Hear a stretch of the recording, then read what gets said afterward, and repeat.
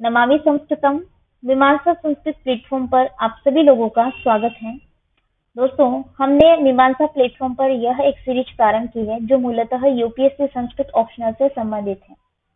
इस सीरीज का मुख्य उद्देश्य यूपीएससी संस्कृत की प्रीवियस ईयर पेपर्स को सॉल्व करना है। इस सीरीज के अंतर्गत हम अभी तक पूर्व की वीडियोस में सन 2022, सन 2021, सन 2020 तथा सन 2019 के प्रश्न पत्रों को हल कर रहे हैं। ठीक है, इसमें हम अभी हल कर रहे हैं सन 2019 के प्रश्न पत्र को। इसके पूर्व के वीडियोस में हम 22, 21 तथा 20 के प्रश्न पत्रों को हल कर चुके हैं। अगर आपने उन वीडियोस को नहीं देखा है तो उन वीडियोस की प्लेलिस्ट का लिंक आपको डिस्क्रिप्शन बॉक्स में मिल जाएगा। वहां जाकर के आप उन वीडियोस को जरूर देखिए। जरूर देखने के लिए क्यों बोल रहे हैं, क्योंकि वहां जो चीजें हम बता चुके हैं आपको सीरियस ऑर्डर में, जो चीजें हम डिस्कस कर चुके हैं वो शायद ही हम रिपीट करें अगर नेक्स्ट वीडियोस में। तो आप उनको देख लेंगे तो ज्यादा दिक्कत नहीं होगी, मतलब चीजें क्रमानुसार आपको समझ से आ जाएंगी। ठीक है, तो सन 2019 के प्रश्न पत्र को हम अभी हल कर रहे हैं। इसमें पेपर 1 में प्रश्न संख्या 2 तक कर चुके हैं अभी तक। तीसरा प्रश्न हम आज प्रारंभ करेंगे। इसमें मूलतः जो प्रश्न पूछे जा रहे हैं उनका ट्रेंड थोड़ा सा डिफरेंट है, क्योंकि भले ये काव्य शास्त्र से संबंधित प्रश्न है, परंतु इसके अंतर्गत जैसे कि पेपर 1 का प्रश्न संख्या 6, 7 अथवा भाषा विज्ञान का प्रश्न संख्या 2, इसके अलावा आपसे पेपर 2 से भी प्रश्न पूछा जा सकता है। ठीक है, तो यहाँ पर क्या क्या प्रश्न किस टाइप से पूछे गए हैं 2019 में, उन्हीं प्रश्नों के विषय में हम आज बात करेंगे। देखिए, इसमें सभी प्रश्न करने हैं। पहला प्रश्न है, प्रश्न के अंदर उप प्रश्न होते हैं। तो ये पहला उप प्रश्न है, वाल्मीकि रामायणे रामराज्य से अवधारणा केन प्रकारेण प्रतिपादिता स्पष्टीक्रियता। कहने का मतलब यह है कि वाल्मीकि रामायण में राम राज्य अवधारणा किस प्रकार से प्रतिपादित की गई है, इसका स्पष्टीकरण आपको प्रस्तुत करना है। ठीक है, तो वाल्मीकि रामायण में राम राज्य की बात करें तो इसका उल्लेख 3 बार देखने को, मतलब 3 बार किया गया है। वाल्मीकि रामायण में 3 स्थानों पर राम राज्य का उल्लेख मिलता है। सबसे पहले तो बालकांड के प्रथम सर्ग में ही मिल जाता है, जहाँ नारद वाल्मीकि को संक्षेप में राम कथा सुनाते हैं और जो राम के जन्म से लेकर अयोध्या वापसी पर राम के राज्याभिषेक तक ये चलती है। ठीक है, उसके बाद में दूसरा जो है वो वाल्मीकि रामायण में युद्ध कांड में देखने को मिलता है। दूसरा स्थान है युद्ध कांड। तो वहां पर भी राम राज्य का वर्णन करते हैं, जिसमें राम राज्य कैसा है, ये कैसा था, ये बताया गया है। क्योंकि पूर्व वाले स्थान पर जहां पर बालकांड की हम बात करें, राम राज्य का उल्लेख मिलता है, वहां पर भूत से लेकर के वर्तमान तक की कथा प्रस्तुत की गई है। अब उसके बाद में ये बता दिया गया है कि दूसरे स्थान पर युद्धकांड में कि राम का राज्य कैसा था उसका वर्णन किया गया, मतलब कि पास्ट की बताया गया है। तो राम का राज्य कैसा था यह बताया गया है। और अंत में आता है उत्तरकांड। उत्तरकांड में भरत के मुख से पुनः राम राज्य का वर्णन सुनने को मिलता है। जब आप देखते हैं तो भरत वाक्य होता है अंत में इसमें नाट्य शास्त्र में। तो यहाँ पर आप देख पाते हैं कि अंततः तीसरे स्थान पर भरत के मुख से राम राज्य का वर्णन सुनने को मिलता है। ठीक है, तो 3 स्थानों पर प्रमुख रूप से राम के राज्य का उल्लेख किया गया है वाल्मीकि रामायण में। ये एक ऐसे आदर्श राज्य की कल्पना तथा धरा पर उसका अवतरण है, जहाँ हर ओर धर्ममय वातावरण और सुख समृद्धि का वातावरण होता है। देखिए, इसमें सभी सुखी हैं और सभी कर्तव्यपरायण हैं, ऐसी शिक्षा देखने को मिलती है। चाहे वो एक दाम्पत्य जीवन की बात हो, तो दाम्पत्य जीवन के विषय में भी देखा जाए तो राम और सीता का दाम्पत्य जीवन कैसा था, उसके विषय में देखा जाता है कि किसी भी समाज में पति पत्नी के बीच परस्पर प्रेम हो, सौहार्द और विश्वास परिवार की और साथ ही समाज की खुशहाली का मुख्य कारण ये भी है। ठीक है, तो ये भी राम राज्य में कहीं न कहीं समृद्धि का मूल बिंदु है। उसी प्रकार से राम की उदारता, ठीक है, और सभी कर्तव्य परायण। तो किसी भी राज्य में खुशहाली तभी आ सकती है जब अपने अपने कर्तव्यों का पालन सभी लोग सही ढंग से करें, यानी कि अपने अपने कर्तव्यों को समझे। यदि मैं अर्थात हर व्यक्ति अपने अपने निर्धारित कर्तव्यों का पालन करने लग जाए तो किसी भी समाज में राम राज्य आने में समय नहीं लगेगा, मतलब कि वो एक राम राज्य का ही दूसरा रूप होगा।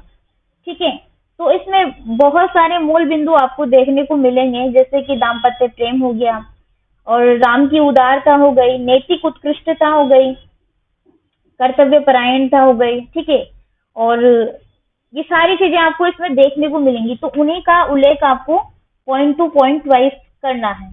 आपको बता देना है कि 3 जगह पर राम राज्य का उल्लेख मिलता है वाल्मीकि रामायण में। कहाँ कहाँ पर मिलता है वो हम आपको बता चुके हैं। इस प्रकार से इस प्रश्न को आपको एक्सप्लेन करना है, मतलब लिखना है। ठीक है, और जैसे ये लेक्चर खत्म हो जाते हैं ना, लेक्चर देखने के बाद में ऐसा नहीं है कि आपका कार्य खत्म हो गया, वहां मेरा कार्य खत्म हुआ है, फिर आपका कार्य प्रारंभ हुआ है लिखने का, तो उसे लिखिए। ठीक है, सिर्फ सुनना ही आपका उद्देश्य नहीं होना चाहिए। अब आते हैं हम अगले प्रश्न पर। दंडिना पदलालित्यम उक्तिरियम समीक्षिताम। दंडी का पदलालित्य, इस उक्ति की समीक्षा आपको करनी है।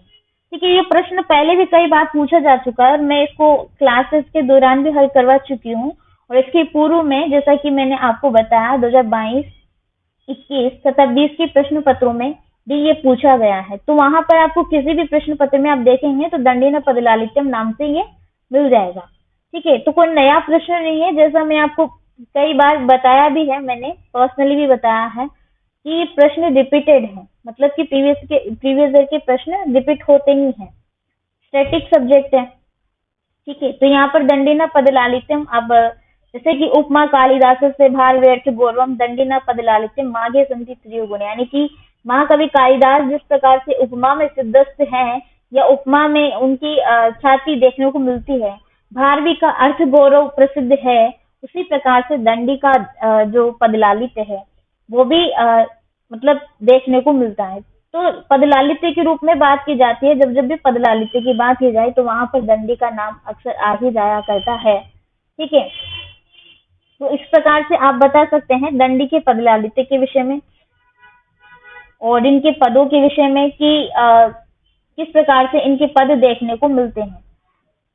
ठीक है, इस प्रकार से आपको ये प्रश्न सॉल्व करना है। इसमें यदि हास्ति तद अन्यत्र यन्य हास्ति न तत् क्वचित खत्म इदम सम आलोचिता। ये जो उक्ति है मूलतः महाभारत की, जैसा कि आपको ज्ञात भी होगा, और ये प्रश्न ऑलरेडी सॉल्व करवाया गया है क्लासेस के दौरान तथा पूर्व की वीडियोस में भी। ठीक है, तो यहाँ पर ज्यादा एक्सप्लेन नहीं करेंगे।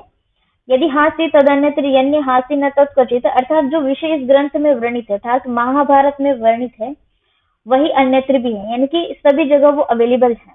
परंतु जो यहाँ वर्णित नहीं है, अर्थात यहाँ महाभारत में जिस विषय वस्तु स्थान आदि का उल्लेख नहीं है, वो समस्त मतलब मैं ये कहूंगी कि कहीं पर भी वो वर्णित नहीं है। ठीक है, या कहीं पर भी देखने को नहीं मिलता है। तो महाभारत में चूंकि आपको पता है युद्ध हुआ था कौरवों और पांडवों के मध्य में, 18 अक्षौहिणी सेना वो नष्ट हो गई थी। 18 अक्षौहिणी सेना में कौन कौन से वस्तु आ गए, हाथी, घोड़े, पैदल, इस प्रकार की सेना, सभी प्रकार की सेना। तो एक एक चीज जो महाभारत में वर्णित है ना, वो सभी जगह आपको अवेलेबल मिलेगी। किंतु जो चीज जिसका उल्लेख महाभारत में नहीं हुआ, कोई भी वस्तु हुई, ठीक है, कोई भी विषय हुआ, अगर जो महाभारत में अवेलेबल नहीं है, दैट मीन वो कहीं पर भी नहीं है।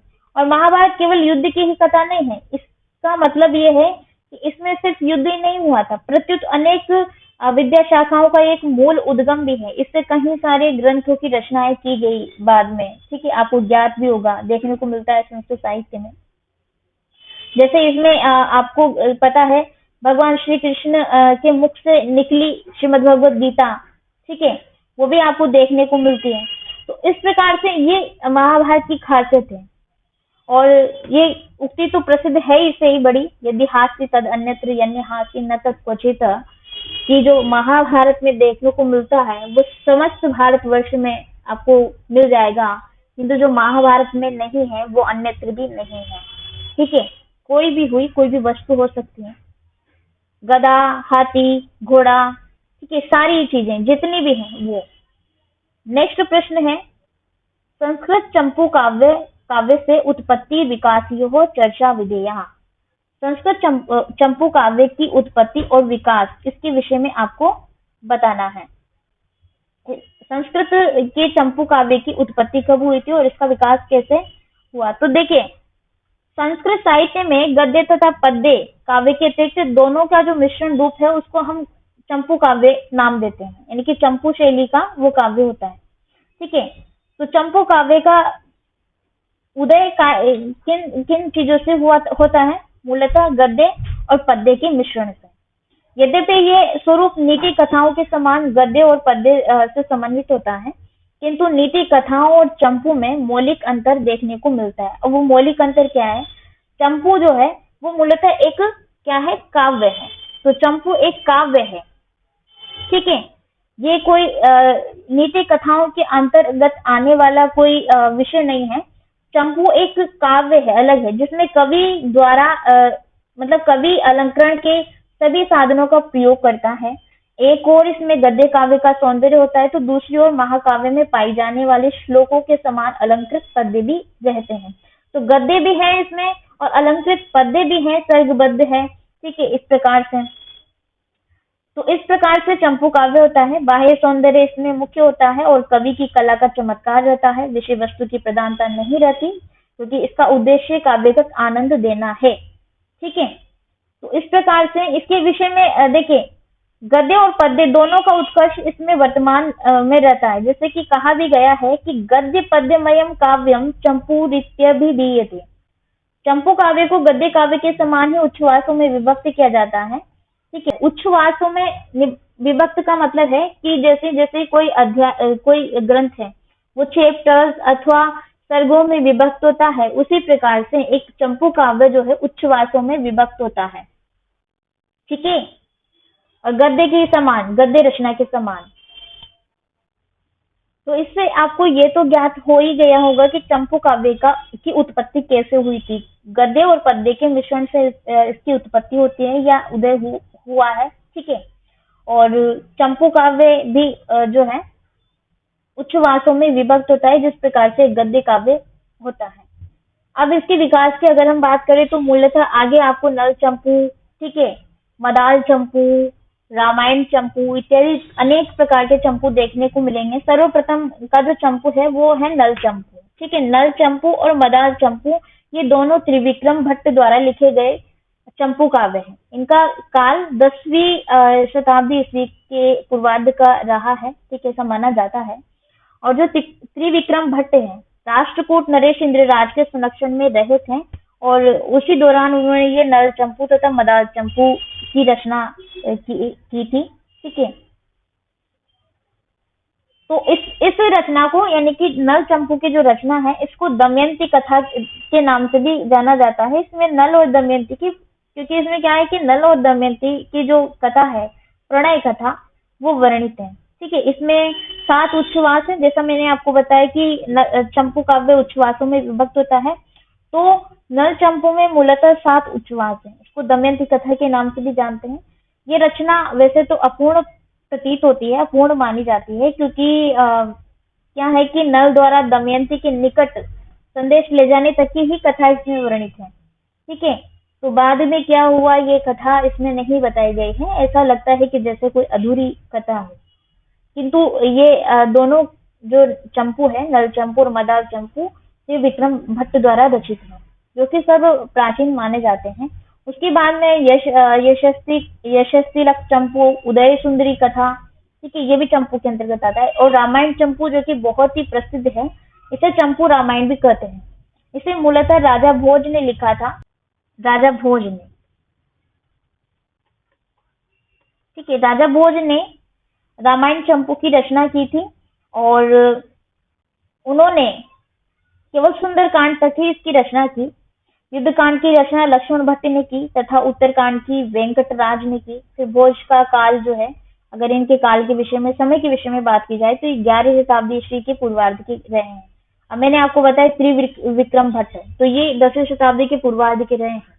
उसी प्रकार से रामायण चंपू, जैसा कि बाद में देखने को मिलता है, ये नल चंपू और मदाल चंपू के बाद की कृति है। तो ये आता है उनके बाद की मतलब उनके बाद का इनका समय रहा है। ठीक है, 11वीं शताब्दी का पूर्वार्ध माना जाता है। तो इसका आधार है वाल्मीकि रामायण। वाल्मीकि रामायण इसका मूलतः वही, जैसा आपको नाम से भी ज्ञात हो गया होगा, रामायण चंपू। तो इसका मूल जो आधार है वो है रामायण, वाल्मीकि की रामायण। ठीक है, तो उसी के आधार पर ये लिखा गया है, रामायण चंपू है। इसमें और भी चंपू देखने को मिलेंगे आपको। भारत चंपू हो गया, 16वीं शताब्दी के कवि अनंत भट्ट द्वारा लिखित है, महाभारत की कथा पर आधारित है और 12 स्तवकों में वर्णन किया गया है पूरी पूरी कथा का, मतलब भारत चंपू की पूर्ण कथा का।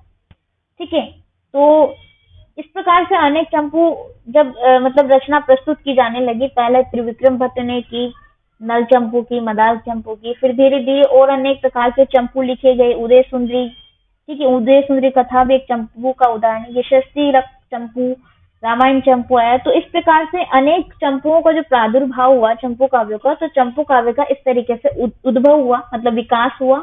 और उत्पत्ति कैसे हुई? गद्य और पद्य के मिश्रण से। पहले क्या होता था, गद्य में रचनाएं होती थी, तो गद्य में पढ़ने में दिक्कत आती थी, मतलब समझ में नहीं आता था। किंतु गद्य काव्य जो है लिखना बहुत कठिन कार्य है, उसको सिद्धस्थ कवि ही लिख सकते हैं। बाद में इसको सरलता से प्रस्तुत करने हेतु जो है पद्य में रचनाएं देखने को मिलने लगी, जो कि अलंकारों से विभूषित होती है और सर्गों में निबद्ध होती है। मतलब सर्गों में क्या, चंदों में। ठीक है, चंदों में निबद्ध होती है। इस प्रकार से ये गद्य भी आने लगा और पद्य भी आने लगा। जब दोनों का मिश्रण से भी कथा को प्रस्तुत किया जाने लगा, तो वो चंपू कथा इस प्रकार से विकसित होने लगी और मतलब उसको चंपू काव्य के नाम से जाना जाने लगा। और यही संस्कृत चंपू काव्य की उत्पत्ति और विकास के विषय में आपको बताना है। तो उम्मीद करते हैं कि प्रश्न का तात्पर्य आपको समझ में आ गया होगा और इस प्रकार से आपको किस प्रकार से प्रस्तुत करना है वो ज्ञात हो गया होगा। तो अब इस लेक्चर को देखने के बाद में आपको क्या करना है, इनको लिखने का प्रयास करना है जिस तरीके से बताया गया है। चाहे कैसा भी लिखें, लेकिन लिखना है। ठीक है, तो यहीं पर मैं अपनी वाणी को विराम देती हूँ। आप सभी लोगों का बहुत बहुत